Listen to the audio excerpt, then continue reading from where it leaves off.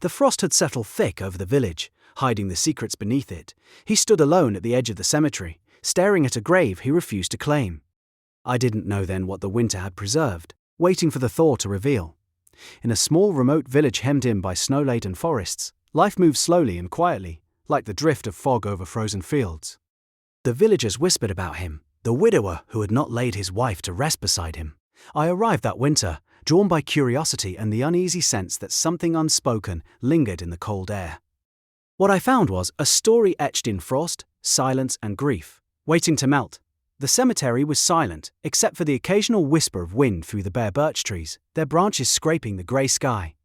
Snow crunched under my boots as I walked the narrow path, each step muffled by the frost that had settled overnight. He was there before me, standing at the edge of a grave that seemed impossibly empty, the surrounding snow packed down, like someone had lingered too long. His coat hung loosely on his shoulders, dusted with frost, and his hands were shoved deep into his pockets, but even through the distance, I could see the tension in them, rigid as frozen branches. No one else had come. The village had long since stopped visiting these graves in winter, leaving only the bitter air and the quiet hum of something unspoken. I watched him stare at the space beside his wife's grave, and in the way he did not move, I could feel the weight of refusal, of a grief that refused to bend to custom. The sky overhead was a dull, heavy grey, reflecting the stillness of the man who would not bury her beside him. I asked him, finally, softly, why not? He didn't answer. A crow flew low over the cemetery, scattering snow with its wings, and he only blinked once, his gaze fixed on the frozen earth. There was a pause that stretched too long, and I felt the pull of something hidden beneath that snow, a story that the frost itself seemed determined to guard. I left that day with the echo of his silence ringing in my ears. Each step back toward the village felt heavier, as though the snow itself had absorbed the grief, holding it close to the earth. What could compel a man to defy even the most fundamental act of mourning? And what lay buried beneath the frost, waiting for someone patient enough to discover it? The house sat, perched at the top of the hill, like a sentinel, its dark silhouette etched against the heavy grey sky. Smoke curled lazily from the crooked chimney, carrying the faint scent of burning pine and something older, mustier, as if the walls themselves had absorbed years of winter cold. The path up the hill was narrow and uneven, overgrown with frost-tipped weeds, and each step echoed through the stillness, announcing my presence to a man who seemed to inhabit a world entirely his own. Through the fogged windows, I could see him moving slowly, deliberately, from room to room. His gestures were precise, almost ritualistic, a cup of tea placed on a table, a photograph adjusted slightly, a chair nudged just so. Dust motes danced in the thin slivers of light that pierced the grimy windows, and the air seemed thick with memories, heavy and unspoken. There was a quiet in the house that went beyond absence. It was the quiet of a life paused, held hostage by grief and devotion. I knocked lightly at the door, and he opened it just enough to let me in, but not enough to invite warmth or conversation. He nodded, a small, almost imperceptible acknowledgement, and retreated further into the dim interior. Each corner of the house seemed to whisper fragments of a story I could not yet understand. Faded photographs of her, the careful arrangement of objects on the mantel, the faint smell of her perfume lingering stubbornly in the air. As I walked from room to room, I realized that this house was more than a home. It was a shrine, a carefully constructed world, designed to preserve memory and suppress time. The walls themselves seemed to lean in, listening, holding secrets in the spaces between furniture and floorboards, and as I reached the parlor, I noticed a small door at the back of the room, the kind of door that seemed to exist only to hide something important. He had never mentioned it, yet every movement he made suggested that it was a center of gravity in his life. I left that day with the same question, gnawing at me as before. What is a man willing to guard so fiercely that even the world outside cannot touch it? The door was small, plain, unremarkable in shape and color, yet it exuded a quiet insistence, a presence that commanded attention without sound. It sat at the back of the parlor, its hinges slightly rusted, the kind of door you could almost forget if you weren't paying close attention. But I had noticed it the first day, and every time I looked it seemed to pulse with an invisible weight, a barrier between what was ordinary and what was sacred. I asked about it casually. One afternoon, trying to sound as if curiosity was idle, harmless, he only shook his head, his eyes narrowing, and stepped closer to block the door with his body. "It's nothing," he said, but the word carried the fragile weight of someone trying to protect more than just a room, a memory, a truth, a fragment of the past that refused to be lost. I could hear faint sounds behind it sometimes, almost imperceptible, a creak, a soft shuffle, a whisper I couldn't quite place. The air around the door felt different, thicker somehow, heavy with the scent of dust and faint perfume, as if the room held on to life and memory, like a prisoner. Snowflakes from outside brushed against the window, their light tapping against the glass, yet inside the parlor, time seemed paused, held by invisible hands.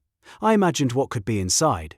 Letters, keepsakes, something preserved, or maybe something forbidden. He never left the door unattended. Even when he moved to other rooms, his eyes flicked back constantly, guarding, watching, as if the door itself could be tempted to reveal its secrets to the wrong person. The quiet of the house was no longer neutral. It had a pulse, a rhythm, an unspoken warning that some boundaries were sacred and some grief too heavy to share. As I stepped away that evening, the shadows in the corners of the room seemed to stretch toward the door, curious, probing, as if even the walls wanted to know. I left with a growing certainty that the key to understanding him, and the secret he carried about his wife, was behind that locked panel. But what lay within, and why did it matter so deeply, remained a question I could feel in the marrow of my bones. The forest lay just beyond the hill, skeletal and quiet, every tree stripped bare of its leaves, their limbs scratching at the sky like brittle fingers. Snow carpeted the ground, deep and unbroken, except for a narrow trail of footprints, his footprints, that led me farther in than I had ever intended to go. The air smelled faintly of pine resin and frost, a cold sweetness that made each breath visible, a brief cloud that vanished almost as soon as it formed. He moved through the woods with deliberate slowness, pausing at intervals to touch a branch, shift a stone, or press a hand against the bark of a tree. It was as though he were tracing invisible lines, following a map known only to him. The forest seemed to lean in, listening, the silence so complete that even my own heartbeat felt intrusive. Snow fell lightly from above, clinging to his coat, his hair, his shoulders, and yet he barely noticed, absorbed entirely in his ritual. I followed at a careful distance, unsure if I was intruding or witnessing something sacred. Then I saw it, small disturbances in the snow that did not match his path. A depression here, a scuff there, subtle enough to be missed, yet undeniable.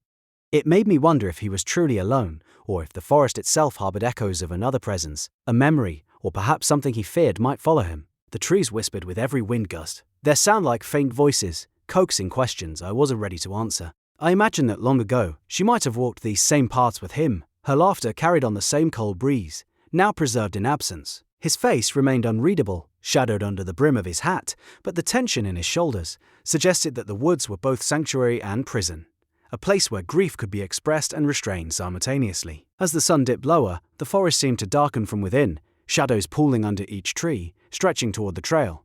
I felt a growing certainty that this place held a piece of the truth he refused to speak, a secret tethered to the frost, the house, and the locked room. What did he seek here, in the hollow silence of the trees, and what would happen if the forest finally spoke back?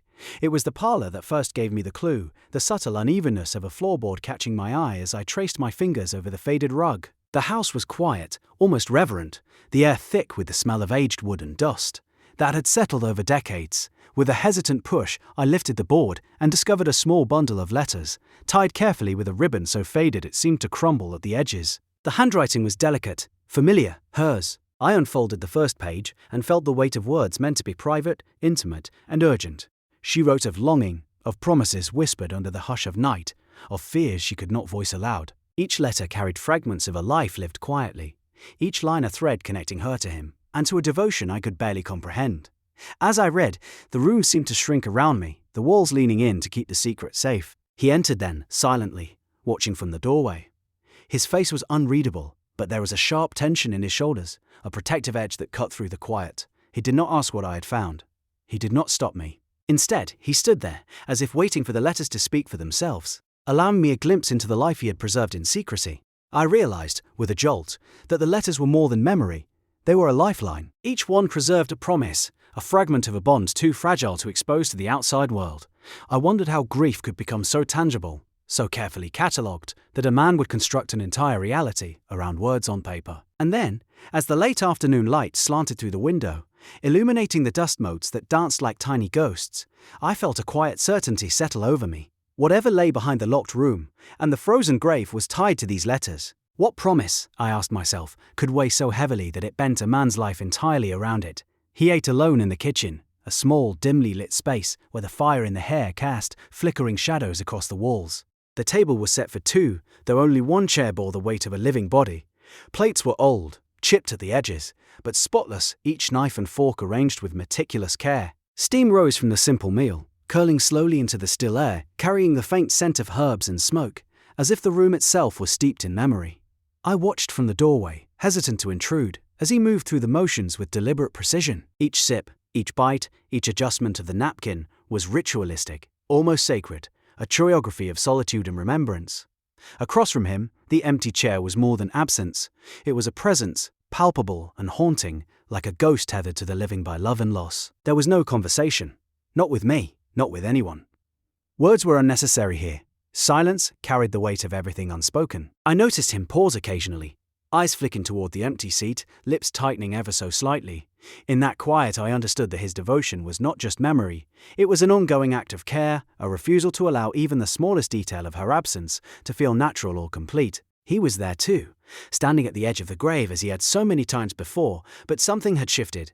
His posture was taut, more alert than usual, as if he could sense the change in the land before it fully revealed itself. He watched me watching the cracks, eyes narrow, and then he turned away, retreating to the small hill, where his house stood, as though the thaw was both invitation and threat. The sound of melting snow was almost musical, the drip of ice from trees, the faint trickle of water beneath the frozen ground. I realized the change in the earth mirrored something in him. The frozen boundaries he had built around his grief were beginning to fracture, imperceptibly, yet inevitably. The thaw made the air smell different, warmer, sharper, carrying a promise of revelation that had been denied by winter's cruel silence. I wondered what lay beneath the frost, hidden not just in the soil, but in his careful routines, the locked room, the letters, the silent meals. Something long preserved was now vulnerable to exposure, and the knowledge of it sent a subtle shiver through me. As I turned to leave, I couldn't shake the growing certainty that the melting frost was not just a signal of spring, but a herald of truth. What had been so carefully frozen, so diligently guarded, was ready to speak, and would he be ready to hear it? Evening had settled over the house, turning the windows into dark mirrors that reflected the last of the fading light.